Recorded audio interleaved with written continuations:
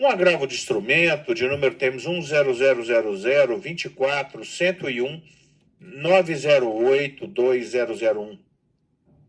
A turma jogadora é composta pela desembargadora Ângela, que é a relatora, desembargador Carlos Roberto Faria, que é o primeiro vogal, e eu, que sou, aliás, eu não, o desembargador Delvan, que é o segundo vogal. Não quero assumir a posição de Vossa Excelência, desembargador Delvan, fique tranquilo. Né? O doutor Rafael Soares Gonçalves está inscrito para proferir a sustentação oral pelo agravante. Ele já está na nossa tribuna virtual. Mas antes de dar a palavra ao doutor Rafael, consulto a desembargadora Ângela se é possível a sustentação oral no presente caso. Considero possível, senhor presidente. Perfeito. Doutor De Rafael. urgência. Ok, obrigado, desembargadora Ângela. Doutor Rafael, Vossa Excelência tem a palavra pelo prazo de 15 minutos, são 12 horas e 3 minutos. Boa tarde, excelentíssimo desembargador presidente Alexandre Santiago, excelentíssima desembargadora relatora Ângela de Lourdes, nas pessoas de Vossa Excelência, saúdo os demais desembargadores integrantes da 8ª Câmara Civil, ilustre procurador de justiça, servidores, advogados, meus cumprimentos. Excelências, eu sustento pelo recorrente, pelo agravante, em um processo proveniente da comarca de Piuí, que tinha tudo para ser um processo simples, mas acabou se tornando complexo por se tratar de direito de família com algumas questões, eu diria grandes questões subjetivas. Desembargadora relatora, nos autos de origem, as partes discutem a partilha de bens em dissolução de união estável que teve fim em 2019, sendo que em julho daquele ano, 2019, a agravada requereu tutela antecipada em caráter antecedente para fixação de alimentos e arrolamento de bens do casal. O juiz Wacó, inicialmente, fixou os alimentos provisionais em R$ 1.000, em sede de embargos de declaração, majorou-os para R$ 4.000, isso há 5 anos. Em virtude da dificuldade de o agravante continuar a cumprir o que fora fixado na referida decisão, requereu-se recentemente a concessão da tutela de urgência incidental para exonerá-lo da obrigação fixada, ou subsidiariamente reduzi-la a um valor condizente com a sua condição financeira, o que foi indeferido pelo juízo aqui de Piuí. Um dos pontos cruciais que eu pretendo chamar a atenção de Vossas Excelências aqui na minha breve exposição reside no fundamento tanto da decisão que majorou os alimentos em 2019, quanto na respeitável decisão agravada que negou a exoneração. A decisão que elevou os alimentos ao patamar de R$ 4.000 se fundamentou no provável patrimônio do casal que aparenta-se estar em poder e administração do agravado, que ainda está em fase de partilha. No mesmo sentido, excelências, quando da apreciação agora da tutela de urgência incidental formulada pelo meu cliente, a decisão agravada valeu-se novamente do mesmo fundamento sobre a suposta administração dos bens do casal pelo meu cliente agravando. Pedindo vênias ao juiz de origem, a decisão agravada, ela parece ter demandado um esforço herculano para se chegar à referida conclusão, porque ela ignorou a farta documentação pública carreada aos autos que instruiu o pleito de exoneração.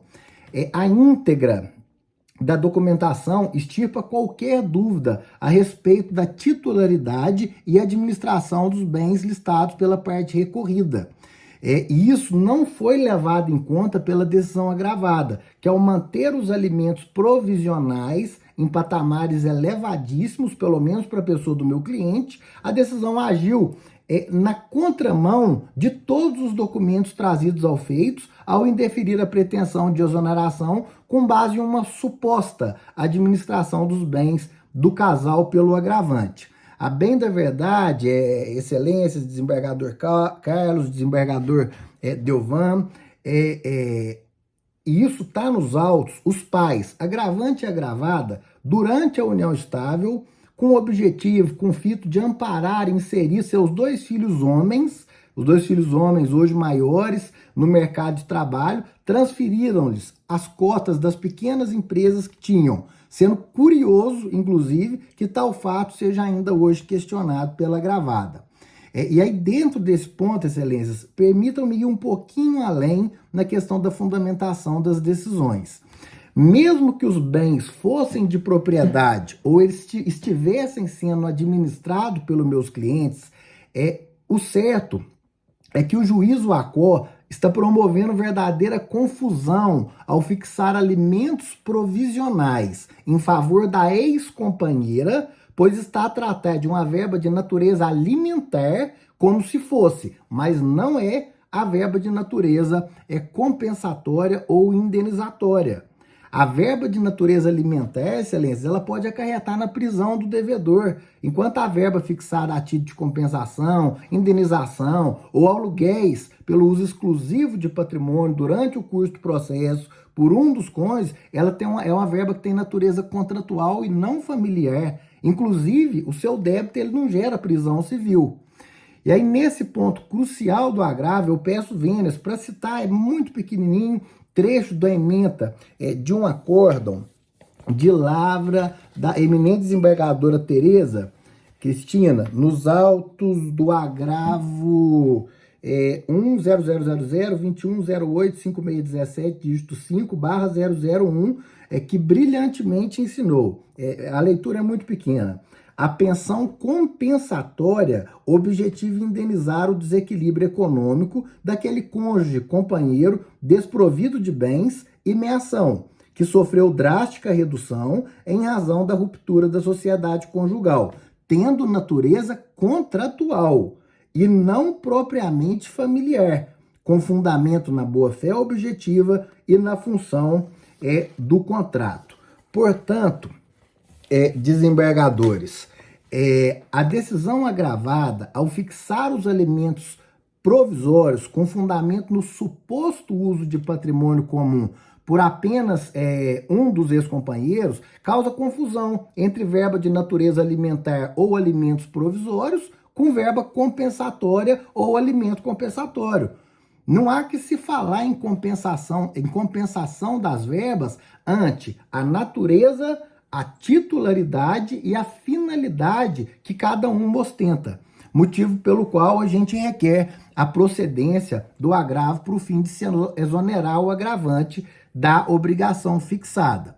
Todavia, superada essa tese, que entendemos crucial para a reforma da decisão agravada, eu faço uma breve menção a outros dois pilares argumentativos que autorizam e reforçam a pretensão de exoneração de alimento por parte do meu cliente agravante. O primeiro é a transitoriedade e excepcionalidade da fixação de alimento entre ex-companheiros, que no caso dos autos está assumindo um verdadeiro caráter de definitividade, já que transcorridos 5 anos desde a sua fixação. Ora, excelências, a finalidade dos alimentos entre ex-companheiros visa permitir, ao alimentando, reinserir-se no mercado de trabalho, prover seu sustento pelo próprio esforço. O que se percebe no caso dos autos, data vênia, é que a agravada, que é uma pessoa jovem, saudável, dotada de plena capacidade, ela se acomodou ao receber os alimentos por tantos anos, o que não pode mais subsistir. E devemos considerar ainda, excelência, isso a gente aprende na própria faculdade de Direito, que os alimentos devem ser fixados de acordo com a necessidade, a possibilidade e até a proporcionalidade, o que não está sendo observado no caso dos autos.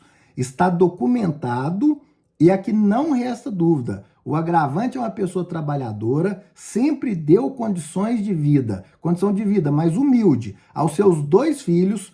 Um dos 2 filhos ainda mora com o pai, o outro filho se casou recentemente e o próprio agravante constituiu uma nova família, belíssima, diga-se de passagem. Ele se casou há poucos dias. Os pais do agravante estão idosos, eles estão em idade bem avançada e são cuidados pelo filho. E mesmo assim, ele ainda tem que pagar uma vultuosa quantia a título de alimentos provisionais à sua ex-companheira, sob pena de prisão. A gente não podemos ignorar, excelências, perdão, que o agravante, consoante as declarações de imposto de renda juntada aos autos, ele ganha em torno de R$10.000 por mês. E além de todas as despesas básicas, ele paga sozinho o financiamento da Caixa Econômica Federal, da casa que ele adquiriu junto com a agravada. Essa casa, sim, de propriedade do casal.